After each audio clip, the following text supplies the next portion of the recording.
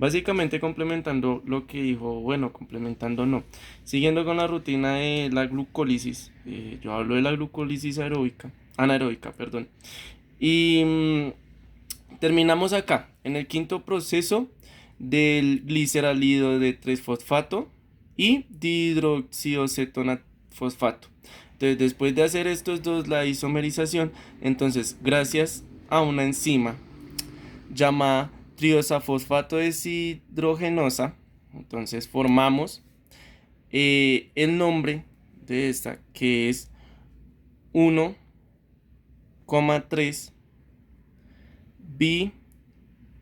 bifosfoglicerato más NAT. Ya explico por qué más NAT. Básicamente porque en este proceso tenemos la estructura del gliceraldehído 3-fosfato, que es esta. Una vez teniendo en cuenta esta estructura, viene un NAT que se asoma con un grupo que es 2 de hidrógeno, un grupo fosfato y 4 de oxígeno. Uniendo esto a la estructura, sacamos un NAT, H positivo. ¿Por qué se pone esto? Porque esto nos va a aportar un grupo fosfato en la estructura que viene cambiando. Por eso 1,3. 1 porque entra un NAT, o sea, un grupo fosfato, 3 del nombre que viene gliceraldehído 3-fosfato, ¿sí? Porque vienen 3 fosfatos dentro de ese grupo y este es un grupo nuevo, entonces por eso 1,3 bifosfoglicerato más NAT H. Listo. Todo esto gracias a la enzima de la triosafosfato deshidrogenasa. Una vez teniendo en cuenta esto, entonces entra al juego otra enzima que se llama fosfogliceroquinasa. La fosfogliceroquinasa, ¿qué hace? Básicamente, acá hay un ADP. Como ya sabemos, ADP significa que tiene dos grupos fosfato, acetil difosfato, ¿sí? Entonces, esta enzima, la fosfogliceroquinasa, ayuda a aportar este grupo fosfato al ADP. Una vez teniendo ese ADP, se forma el ATP. Entonces tenemos el primer ATP de esta parte de la glucólisis que no olviden que se multiplica por 2. ¿Por qué por 2? Recordemos que en la fase 4, la fase 5, perdón, se divide en dos, el gliceraldehído 3-fosfato y el dihidroxiacetina fosfato. Entonces esto se multiplica por 2, 1 por 2, 2, tenemos 2 ATPs en total. Todo esto, este fosfato pasa al ATP gracias a la fosfogliceroquinasa. Sacando el fosfato, el grupo fosfato, de, de esta catarsis, digámoslo así, entonces viene, acá lo podemos ver, que acá ya no está el grupo fosfato, o sea, ya lo sacamos de la estructura como tal. Viene el paso número 8, que es la isomerización. Entonces, acá tenemos, bueno, devolviéndonos un poquito, ¿cómo queda denominado? Ya que salió un grupo fosfato. Este queda denominado como 3-fosfoglicerato más ATP.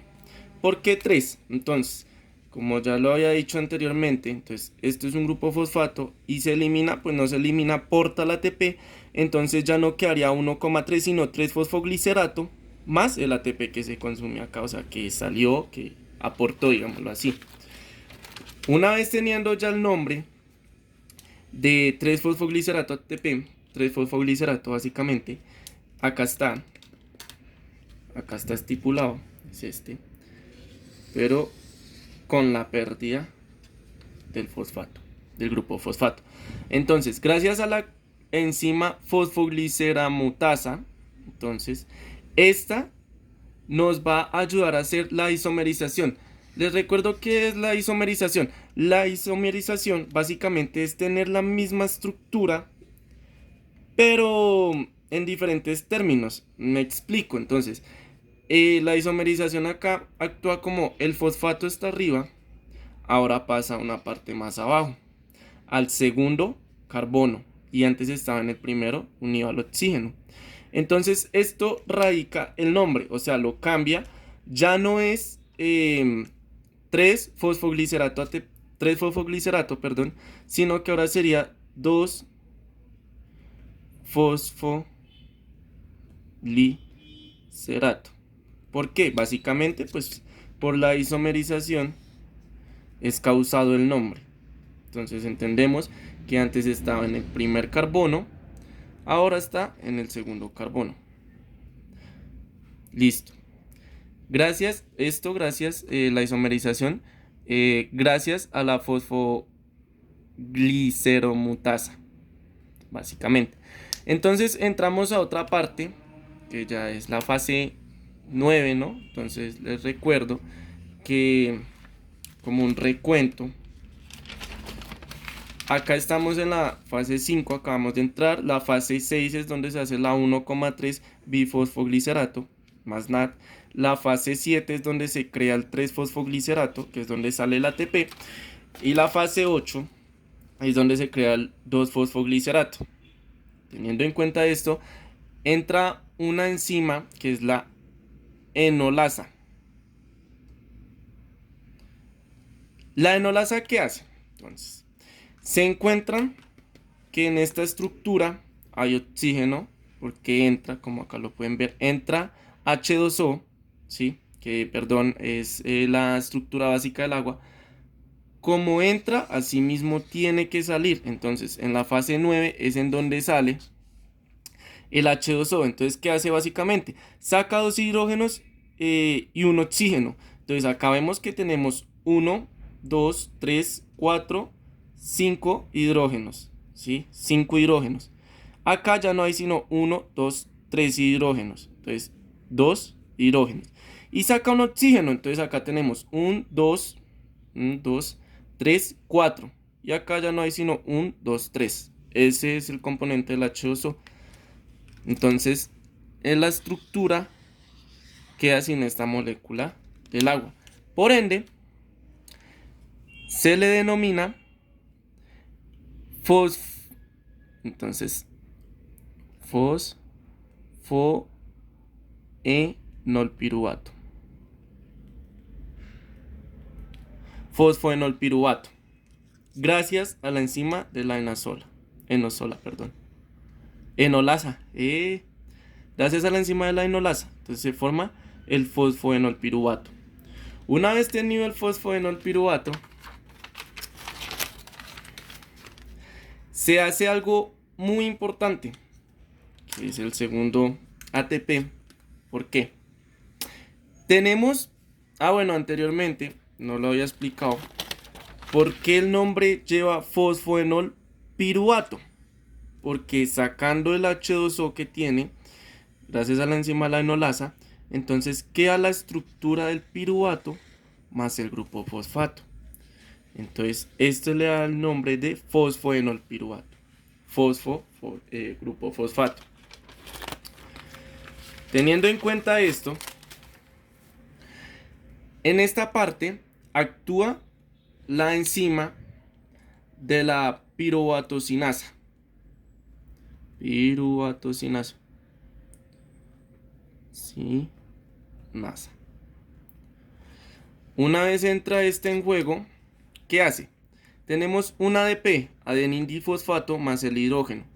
Coge el fosfato, lo agarra y se lo lleva al ADP formando ATP, que sería la segunda producción de ATP. Y como recordamos que la glucólisis se divide en dos, entonces 2 por 2, 4 producciones de ATP, dejando solo la estructura de lo que se hace en la glucólisis, que es el piruvato. Acá está. Entonces esto se denomina piruvato. Este es el famosamente llamado piruvato. Entonces acá es donde se divide la glucólisis anaeróbica, que es la que les voy a explicar el porqué, y la glucólisis aeróbica. La glucólisis anaeróbica forma algo llamado lactato.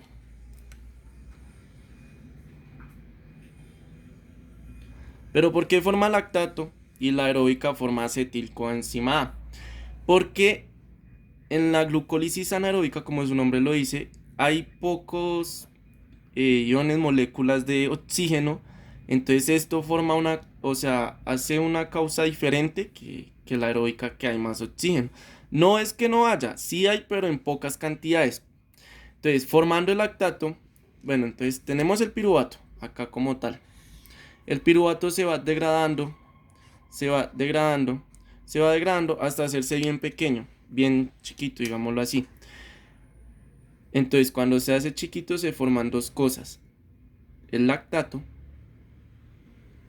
y un NAT adicional. ¿Qué pasa con este NAT? Este NAT puede volver, este proceso de la glucólisis es reversible, o sea, se puede hacer hacia adelante y hacia atrás en retroceso. Entonces, este NAT se devuelve otra vez hasta el principio y ayuda a cumplir otro ciclo de la glucólisis, ¿sí? El lactato no. El lactato necesariamente tiene que salir de la célula. ¿A dónde? Pues ayudar a la contracción del músculo. Recordemos que para tener este proceso de glucólisis anaeróbica, pues simplemente es cuando nosotros hacemos un ejercicio largo continuo en el que necesitamos gastos de energía, pero recibimos muy poco aire. Siendo así, pues ya sería la glucólisis anaeróbica. Importante tener en cuenta los nombres de las enzimas y los nombres de cada denominación, o sea, de cada ciclo, de cada fase, digámoslo así, que en esta parte pues fueron 6. Sí, básicamente con la explicación del por qué se convierte en lactato, serían 6. Y ya, eso sería todo por parte de la glucólisis anaeróbica. Muchas gracias.